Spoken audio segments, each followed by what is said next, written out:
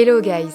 Le marché de l'immobilier à Dubaï est très développé et de nouveaux projets voient constamment le jour. De plus en plus de personnes souhaitent accéder à la propriété ici et vous êtes donc nombreux à me demander si investir en immobilier dans cette ville est une bonne idée. Étant locataire à Dubaï depuis 4 ans, j'avais pas les réponses à toutes vos questions, donc pour cette vidéo, j'ai fait appel à l'expert immobilier Olivier Seban. Olivier m'a reçu dans l'un de ses appartements à City Walk, dont il est propriétaire, et je lui ai posé toutes les questions qu'on pouvait se poser avant d'acheter à Dubaï. Alors, investir à Dubaï, bonne ou mauvaise affaire, on vous dit tout dans cette vidéo. Enjoy!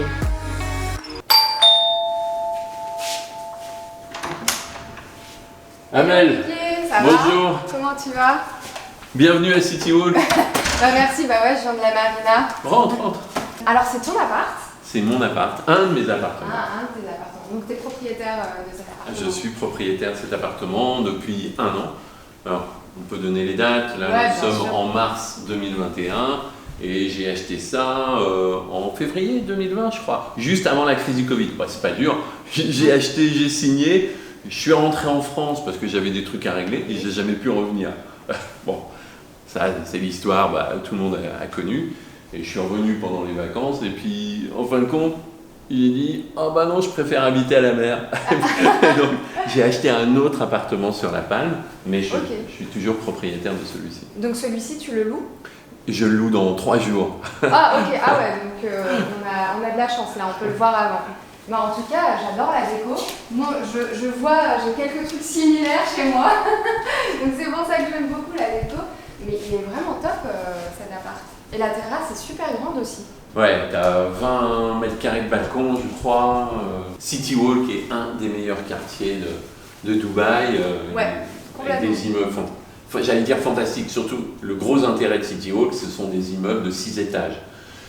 Les tours, Ouais. j'ai du mal, j'ai le vertige. Je reconnais volontiers que j'ai le vertige. Et du coup, c'est un 2 chambres? C'est un 2 bedrooms, Je peux regarder un 2,5 on va dire, parce que tu as la maid, tu sais, donc... Ah, il y a une maid room aussi? Ouais, donc Ok. tu as les 2 chambres principales. On va visiter l'appartement, ne vous inquiétez pas.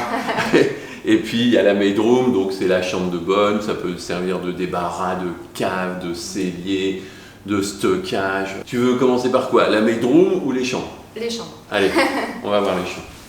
Et Alors, toi, tu n'as jamais vécu dans cet appartement? je n'ai jamais vécu dans cet appart. Tu l'as acheté pour vraiment en investissement locatif? Non, pas du tout. Le but, l'objectif au début, c'était de vivre ici. Et comme je t'ai dit tout à l'heure, Ah oui, pour la palme, la mer. on a dit « Ah, c'est bête d'habiter à Dubaï et pas être à la mer. » Donc on a été sur La Palme, dans un endroit complètement magique, quoi. La Palme, c'est vraiment un truc à part. Ouais, je suis d'accord. Moi, si j'avais les moyens, c'est vrai que bon, vous savez que je suis team Marina. Si j'avais vraiment les moyens, j'investirais à la palme. Ouais. Bon, ok. Un jour peut-être. Un jour peut-être. Ah, trop mignonne la chambre, hyper cosy. La plus petite chambre. Ouais, du coup, ah ouais, la master c'est l'autre. D'accord. Et il y a une salle de bain en plus. Avec chaque chambre, tu as une salle de bain. Ok. Mais ça c'est trop bien à Dubaï, hein. T'as toujours ta chambre avec ta salle de bain et ça c'est vraiment quelque chose qui diffère beaucoup par rapport à la France. On va aller dans l'autre chambre. Il y a la salle de bain de Donc la du master coup celle-là bedroom. elle est plus grande avec une baignoire. Ouais, baignoire, douche, lavabo, double vasque. Le développeur de cet immeuble c'est qui? Meras. C'est Meras. Donc de toute façon c'est Meras qui a développé tout C'est City Walk, ouais. D'accord. Bon en tout cas tu vois en comparaison à Downtown, moi je préfère City Walk. Je trouve que tu vois c'est plus Complètement. piéton, t'as pas mal de restaurants etc. Aux alentours. Et c'est vrai que... Ouais, City Walk c'est très cool, c'est piétonnier. Comparé à Downtown, quand tu vas du côté du Dubai Mall, tu fais 10 km pour aller trouver quelque chose. Là, tu as tout à portée. Hein. À 300 mètres, tu as les restaurants. Oui, la mer, c'est pas trop loin. Alors, la mer, pour ceux qui ne connaissent pas, c'est pas la mer où on nage. C'est un quartier qui s'appelle la mer, mais qui est sur la mer. Et tu as des toilettes invitées. Il y a des toilettes invitées. En plus. Donc au total, tu as, avec la maid, il y a 4 toilettes du coup. Il y a alors 1, 2, 3, 4. Oui, tu as raison. J'avais pas compté. Non mais tu vois, ça c'est toujours un truc qui m'a aussi impressionné dans les logements à Dubaï, c'est le nombre de toilettes qu'il y a à chaque fois, tu vois. Regarde aussi le type de produit dans lequel on est, c'est plutôt des produits haut de gamme. Si tu vas sur, je sais pas, plutôt du côté, tu remontes vers Deira, tout ça, tu ne vas pas avoir le même confort. Ouais. Ce sont des immeubles neufs. Regarde, pour un 2 bedroom, donc un 3 pièces, enfin on va dire presque 4 pièces avec la made room, on est quand même ici sur 130 mètres carrés. Donc c'est quand même assez spacieux. Alors, je dis 130 mètres carrés pour comparer aux mètres carrés français. Si tu reprends leur mètre carré à eux, on est sur 170 mètres carrés. Bon, ce qui n'est pas complètement vrai, parce qu'eux, ils comptent l'épaisseur des murs, ils comptent la périphérie, ils vont te compter tous les moindres recoins, donc on ne compte pas de la même façon. Mais là, on a au minimum 120 mètres carrés. Ok. Et est-ce que je peux te demander combien tu l'as acheté? Celui-là, je l'ai acheté l'année dernière, j'ai acheté 2,3 millions de dirhams. D'accord. Donc j'avais fait une bonne affaire. Tu divises par 4, donc ça dépend des fluctuations, division par 4, à peu près 600 000 euros. D'accord. Voilà. Tu rajoutes à ça 4% de ce qu'on appelle DLD, c'est Dubai Land Department, qui sont l'équivalent des frais de notaire. Éventuellement, tu rajoutes la commission de l'agence qui est de 2%. Là, on était passé par une agence et on n'a payé que 1%. Donc, j'ai eu 5% de plus sur les 2,3 millions de dirhams. D'accord. Voilà. Est-ce que c'était une bonne affaire? Le gars qui l'avait acheté avant, l'appartement était neuf, il n'a jamais été habité. Le gars qui l'avait acheté avant, il ne l'a jamais habité non plus et il l'avait payé 1 million de dirhams en plus. En plus? En plus, il avait payé 3,3 millions. Donc, oui, je m'en suis bien sorti. Ouais. Il reste la maid room. Allez, on va voir la maid. Bon, bien sûr, la cuisine. Très sympa aussi. Ça, c'est cool, une buanderie. Moi, j'en ai pas chez moi. Et c'est vraiment ce qui manque dans mon appartement. Alors là, ça résonne beaucoup parce que c'est complètement vide. Mais elle est plutôt grande hein, pour une maid room. Pour une maid room, ouais, ça fait 6 mètres carrés, je crois. Ouais, et il y a une salle de bain ouais, en plus. Non, mais en tout cas, super hein, cet appart. Voilà. Alors, tu as découvert l'appartement. Franchement, j'adore. Et tu veux venir habiter? va en falloir plus pour me convaincre de quitter la mail là.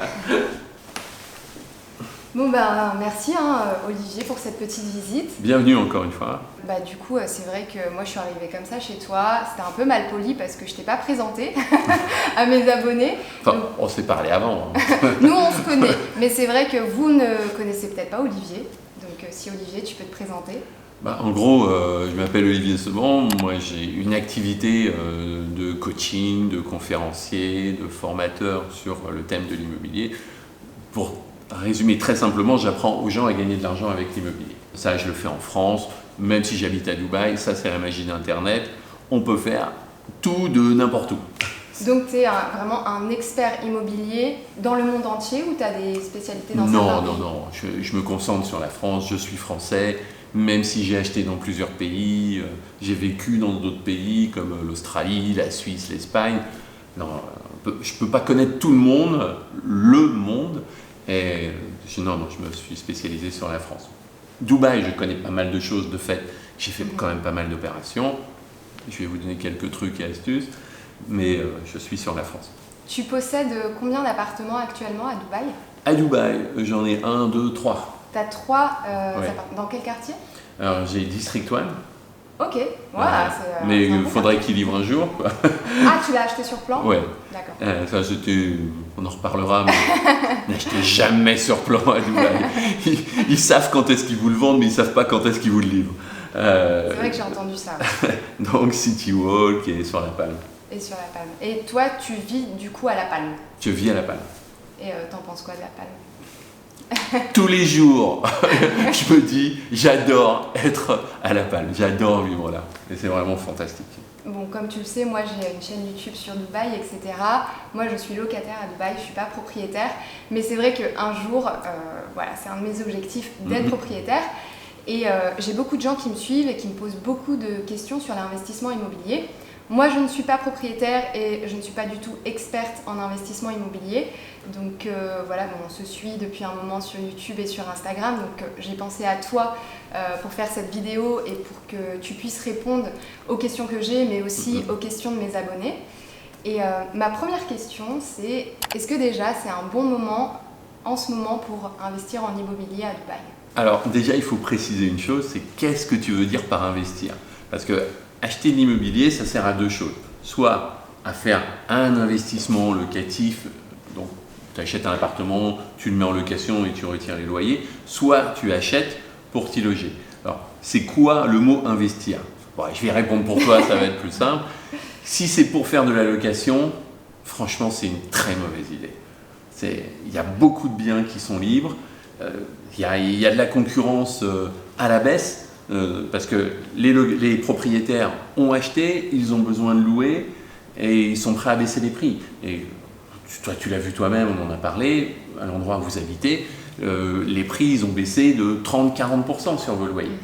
Donc le problème que rencontrent les propriétaires fait l'aubaine des locataires. Donc si c'est pour acheter et mettre en location, non, je vous déconseille fortement de le faire. Mais par contre, pour une résidence principale?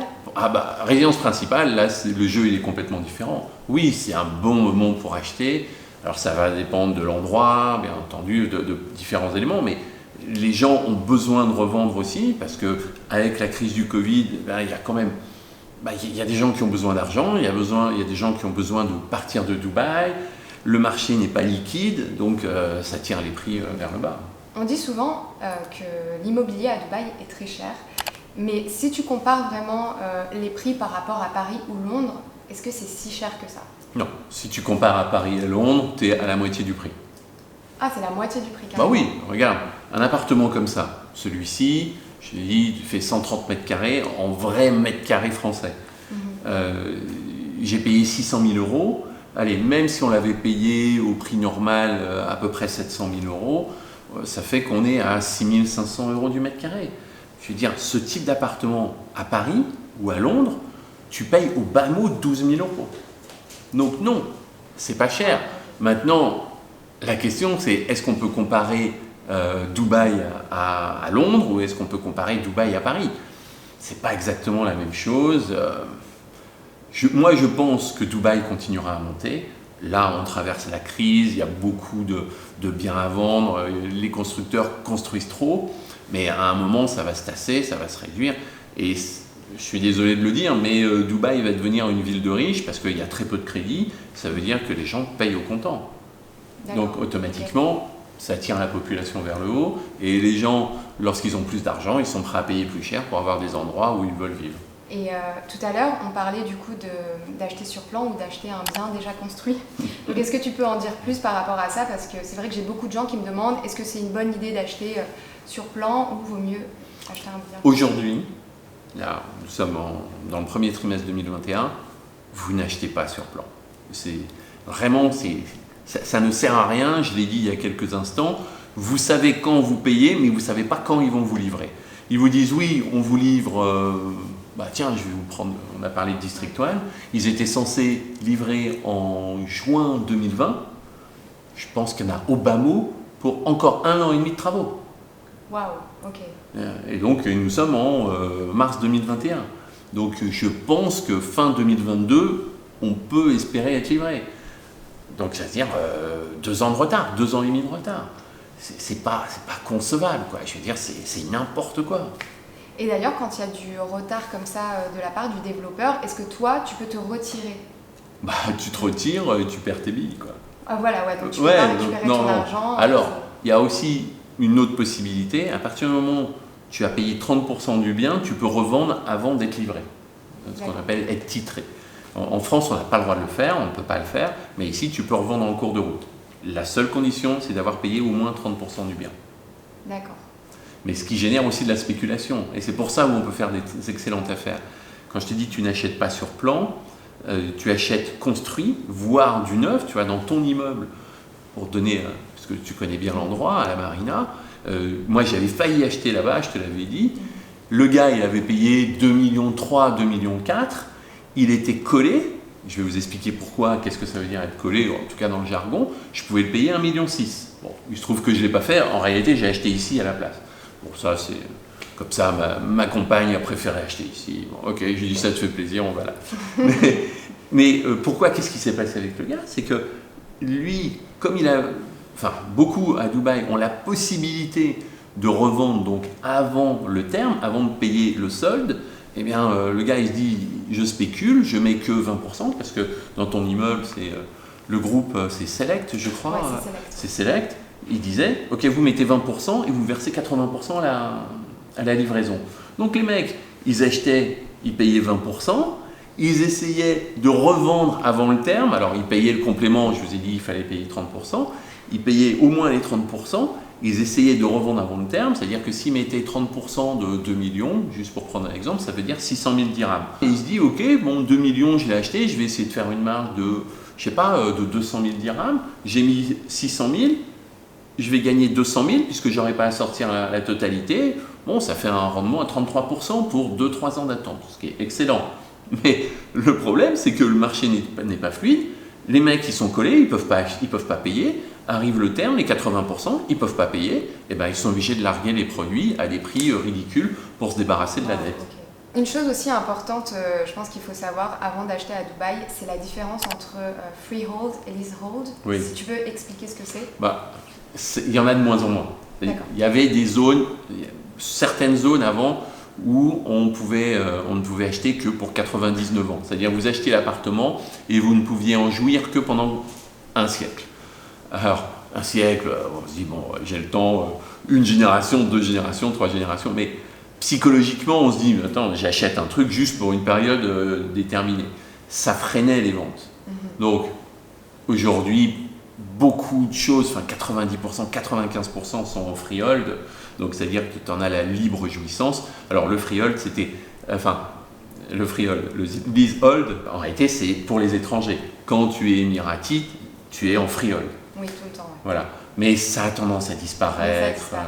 Mais du coup, si tu es en leasehold, donc tu as la règle des 99 ans, comment ça se passe au niveau de l'héritage du coup? Si tu veux léguer le bien tu le lègues, si tu en es propriétaire depuis 20 ans, tu vas le donner à tes héritiers, et eux qui n'auront plus que 79 ans à courir. Ok, d'accord. C'est le terme pour la propriété qui est de 99 ans. D'accord. Mais voilà, comme tu disais, de toute façon, aujourd'hui, la plupart des propriétés sont en freehold et le leasehold s'attend à disparaître. Oui, bien sûr. Donc voilà, parce que je pense qu'il y a beaucoup de gens qui ont cette inquiétude de savoir est-ce qu'ils seront vraiment tout le temps propriétaires. Oui, non, c'est terminé ça. C'est terminé. Donc comment ça freine le business? Et eux, ils ne veulent pas freiner le business.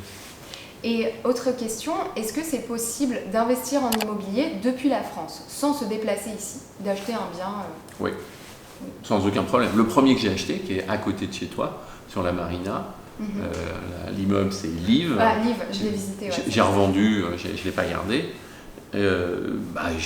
J'avais payé, comme c'était du surplan la première fois, je vous ai dit pas acheter surplan, mais parce que j'ai payé pour voir. Mais eux, ils ont été à peu près corrects. Ils n'avaient que 8 mois de retard. Bon, ce qui était à peu près normal à Dubaï.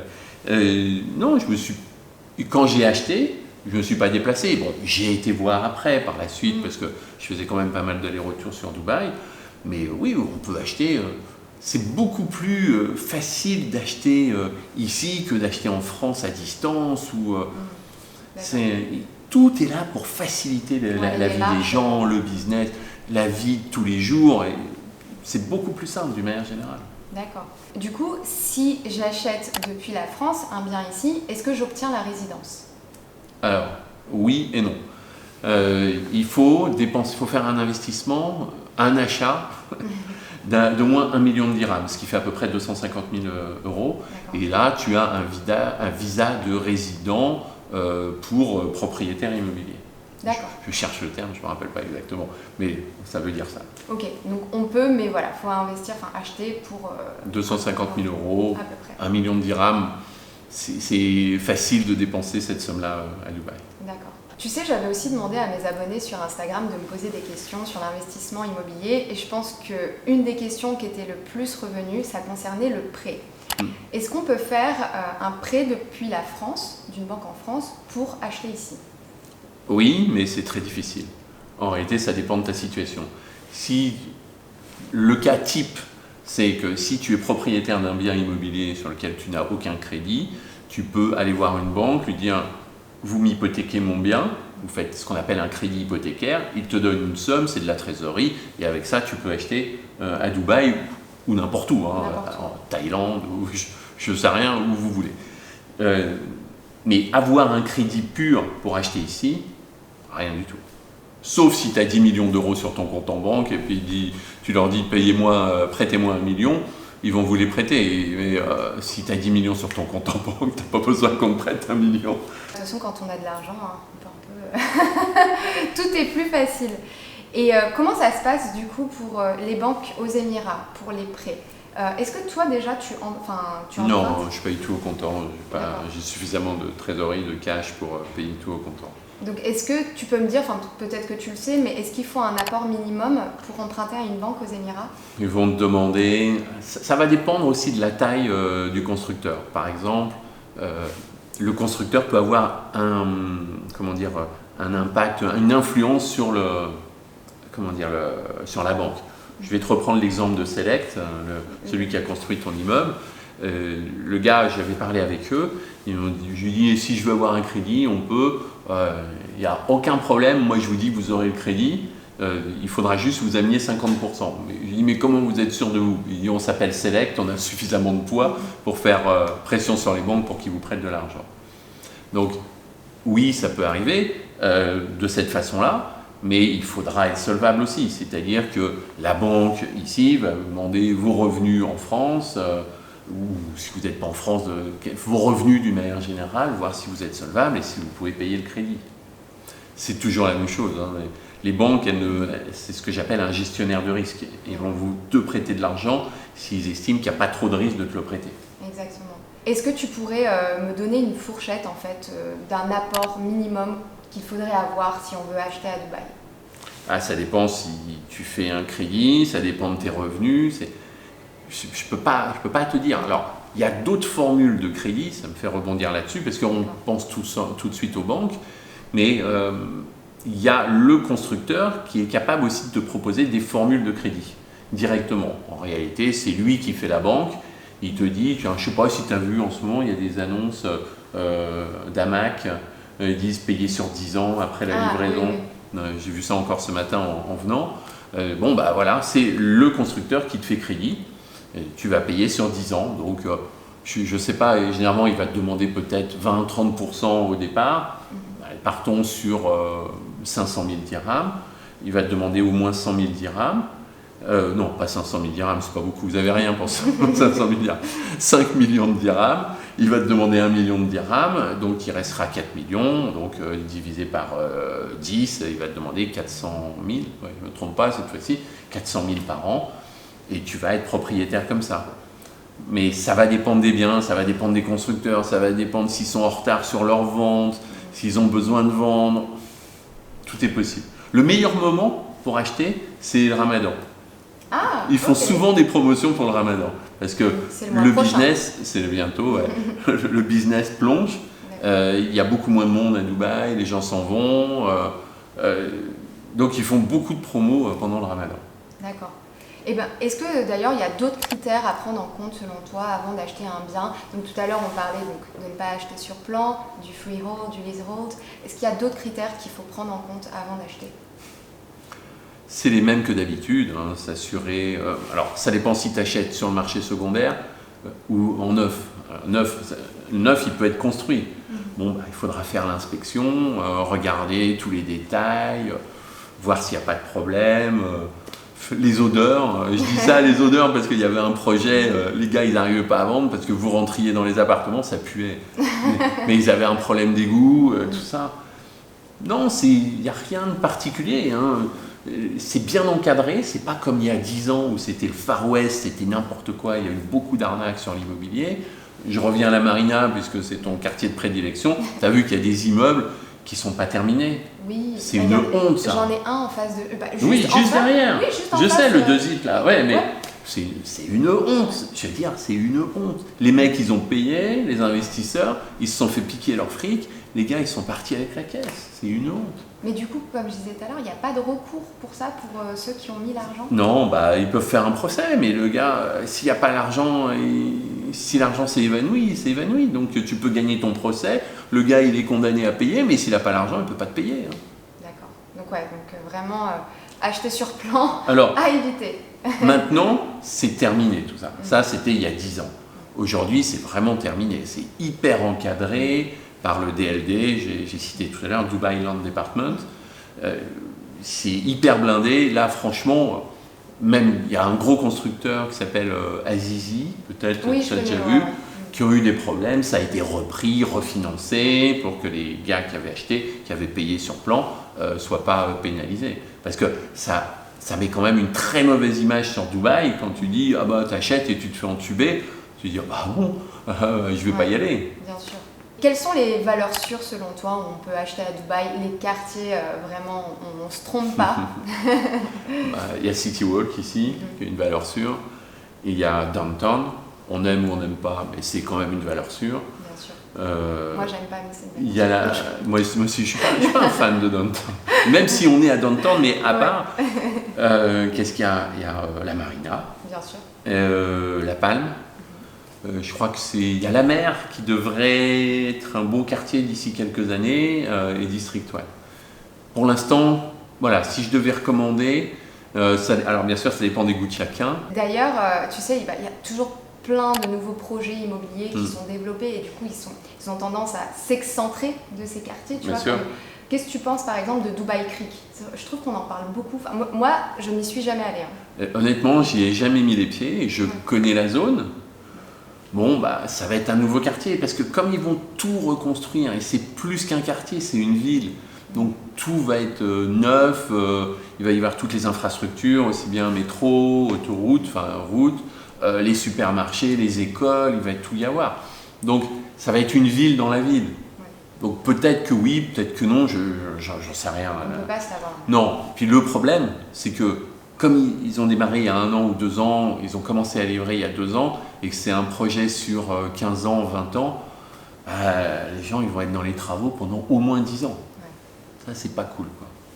Mais tu le disais tout à l'heure, ok, c'est peut-être pas la meilleure période pour investir, mais pour toi, Dubaï est une ville du futur, en devenir. C'est le nouveau monde pour moi est ici. Voilà, je sais que tu l'as déjà dit, il y en a qui vont dire c'est pas vrai, il n'y a rien, il n'y a pas d'histoire, mais leur histoire, ils sont en train de la faire. C'est un pays neuf. Mais non, le nouveau monde, il est ici. Hein. Je veux dire, moi je suis français, je suis né à Paris, je connais la France par cœur, je sais, je vois ce qui se passe. C'est-à-dire, l'Europe, je suis désolé, on dit la vieille Europe, je vous confirme, c'est la vieille Europe. C'est comme ça, mais j'adore la France. Hein. Je viens d'acheter un appartement à Paris. Je passe ma vie entre Paris et Dubaï, plutôt en hiver, en automne à Dubaï, et puis en été, quand il fait trop chaud ici, je vais en France. Et le nouveau monde, il est ici, hein. Ça c'est certain. Ouais, je suis complètement d'accord. Donc pour cet appartement que tu as acheté, on le disait tout à l'heure, tu vas le louer, et quelle est la rentabilité du coup d'un appartement comme ça en locatif?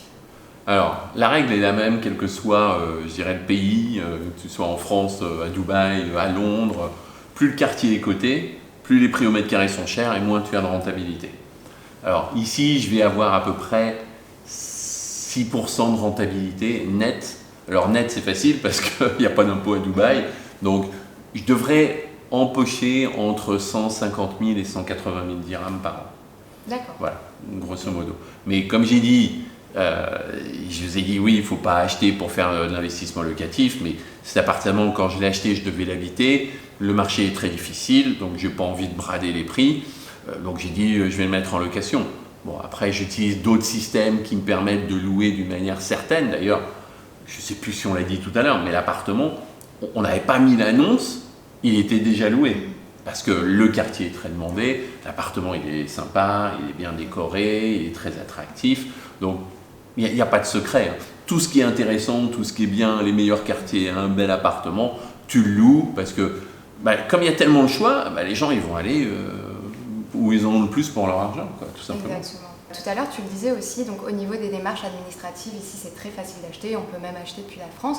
Donc quels sont les documents, à part l'argent, quels sont les documents qu'il faut fournir pour acheter ici? Pièce d'identité. Juste ça, donc tu arrives... Mais comme en France, hein, on va te demander juste un état civil, une carte d'identité, que tu puisses prouver ton identité, et c'est tout. Hein. Ça ne va pas plus loin que ça. Hein. Moi, la première fois que j'ai acheté, c'était sur Live, j'ai tout fait à distance, hein. Ils m'ont envoyé le contrat de vente, j'ai signé, j'ai scanné, je lui ai renvoyé. Hein. Et il m'a dit, tu m'envoies l'argent à côté, j'ai envoyé, c'était réglé. Hein. D'accord. Ah ouais, donc Non, Enfin, quand tu as l'argent, c'est facile. Ouais, Après, ouais. si tu l'as pas, donc il y a les histoires de prêts, etc. Là, c'est autre chose. Après, je pense qu'il faudra te déplacer. Oui. Si tu dois aller voir la banque ici, je pense qu'il y aura des démarches à faire et ils voudront voir ta tête, ça c'est certain. D'accord. Est-ce qu'il y a d'autres dépenses à prévoir à l'année quand tu achètes? Il y a les charges de copropriété. D'accord. Donc ici, j'ai des charges de copropriété, comme en France. Il n'y a vraiment rien de différent. À la différence que c'est le constructeur généralement qui fait le syndic de copro. Donc il récupère encore de la marge sur le service qu'il produit. Après, ça dépend aussi, le montant des charges de copropriété, ça dépend des prestations. Bien sûr, ici, on a une piscine sur le toit, il y a la salle de gym, il y a le concierge en bas, à l'accueil. Il y a, bon, là, c'est des prestations haut de gamme. Il y a le parking, j'ai oublié, il y avait le parking en sous-sol. Qu'est-ce qu'il y a d'autre? C'est tout, quoi. C'est tout ce qu'il y a à prévoir. Bien sûr, l'électricité, l'air conditionné. Oui, après, les Alors, charges en France, on paye le chauffage, enfin le gaz. Ici, on paye l'air conditionné. Ouais. Et à la signature, tout à l'heure, tu en parlais, c'était DDL DLD. DLD. Dubai Land Department. Dubai Land Department. Et donc ça correspond à nos frais de notaire. C'est les frais de notaire, c'est l'équivalent. Ils sont de 4%. Alors, suivant les cas, si tu achètes du neuf, ils vont t'en faire cadeau, ils vont les inclure dans le prix, ils peuvent te donner que la moitié, ils peuvent te donner quelques années de charges de copropriété. Et tu regrettes pas tes investissements à Dubaï? Non, le seul truc que je regrette, c'est d'avoir acheté sur plan. Mais je ne referai pas une deuxième fois la connerie. N'achetez pas sur plan. Et d'ailleurs, j'ai remarqué, c'est que des appartements que tu as achetés, c'est pas des maisons ou des villas. Oui, c'est vrai. Je suis plus branché par les appartements parce que moi, j'ai plus tendance, enfin, en tout cas pour moi, à bouger, tu vois, partir, repartir. Même si tu veux, si j'habite une partie du temps en France, on voyage beaucoup aussi sur l'Asie avec ma compagne. Donc voilà, c'est plus facile pour un appartement que d'une maison. Et puis, je suis flemmard, j'ai pas envie d'entretenir la piscine, le jardin, etc. C'est surtout, moi j'ai entendu aussi, c'est le DIWA, la clim, etc. C'est d'énormes charges mensuelles à rajouter en général en maison. Moi j'ai des amis en maison. En maison. Peut-être, je sais pas. C'est beaucoup plus que les appartements. Et dernière chose, est-ce que tu as un dernier conseil que tu pourrais donner à mes abonnés s'ils souhaitent acheter à Dubaï? Quel est vraiment le dernier conseil que tu donnerais? Ne jamais payer le prix qu'on vous demande. C'est vrai. Bien sûr. Tu peux toujours négocier. Tu peux toujours négocier. Soit tu arrives à avoir un meilleur prix, soit tu arrives à avoir un cadeau, encore une fois, les frais de notaire, ou plusieurs années de frais de copropriété. On arrive toujours à avoir quelque chose, surtout en ce moment. Quand le marché il est fort, quand ils n'ont rien à faire pour vendre, ils s'en moquent, ils disent « tu veux pas, regarde, il y en a un autre derrière qui va acheter ».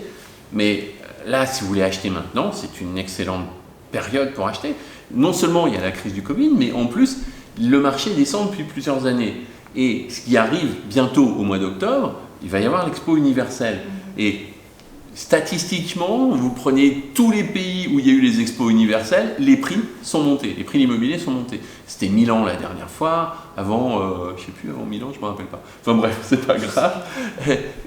Voilà, donc c'est pas une mauvaise période parce que les prix descendent. À un moment, les gars, les promoteurs, ils arrêtent de construire aussi si les produits qui sont en vente si les prix de vente sont trop bas par rapport à leur coût de revient, ils arrêtent de construire. Et donc, ce qui va se passer, ça va assécher l'offre. Bon, il y a encore de la marge, je ne le cache pas. Et ça va assécher l'offre et puis les gens voudront acheter et ça va repartir. Et là, tout ce que fait Dubaï, alors je sais que si vous regardez la chaîne d'Amel, c'est parce qu'elle fait du prosélytisme pour Dubaï, et je partage son prosélytisme, honnêtement, moi je suis bluffé par ce qu'ils ont fait, et je trouve ça génial. Tous ceux qui disent Dubaï dans 10 ans ça n'existe plus, ça fait 30 ans qu'ils le disent. Bon. C'est vrai. Et on est toujours là. Bon, en tout cas, merci Olivier. Merci Amel. Vraiment un très grand merci d'avoir répondu à mes questions, de m'avoir fait visiter ton appart. Les gars, en tout cas, si cette vidéo vous a plu ou si vous avez d'autres questions par rapport à l'immobilier, que vous souhaitiez en savoir plus, je vous invite à aller suivre Olivier Seban sur sa chaîne YouTube parce qu'il donne vraiment énormément de conseils sur l'investissement immobilier. Et nous, on va aller déjeuner maintenant à City Walk, juste à côté. C'est une bonne idée. Ouais, c'est une bonne idée. Ok. N'hésitez pas à vous abonner à ma chaîne, à liker, commenter, partager cette vidéo si ça vous a plu. Et je vous dis à très vite. Ciao. Ciao.